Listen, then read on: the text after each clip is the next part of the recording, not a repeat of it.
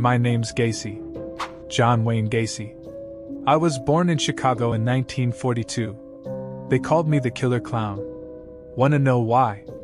I murdered 33 young men and boys in the 1970s. Dressed up as a clown, I lured them into my grasp. My victims thought it was just part of the act when I slapped on handcuffs and shoved chloroform rags in their faces. But the horror was just beginning. I was a pillar of the community, a successful businessman who rubbed shoulders with Rosalind Carter herself. But beneath my painted smile was a monster. I took those helpless boys down to my torture chamber and had my way with them. The muffled screams and frantic tears only made it sweeter.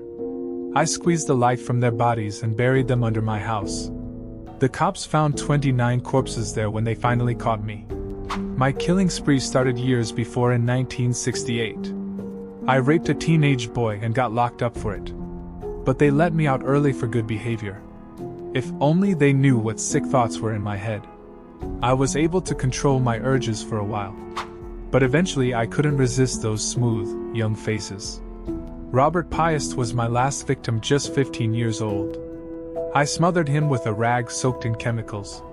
His disappearance led the cops right to me. They found souvenirs of my kills and zeroed in. I confessed to every gruesome murder. I even led them to more buried bodies. At trial, they called me the worst serial killer in US history.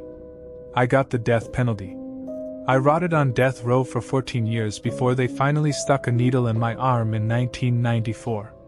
My last words were, "Kiss my ass." But my evil lives on in infamy.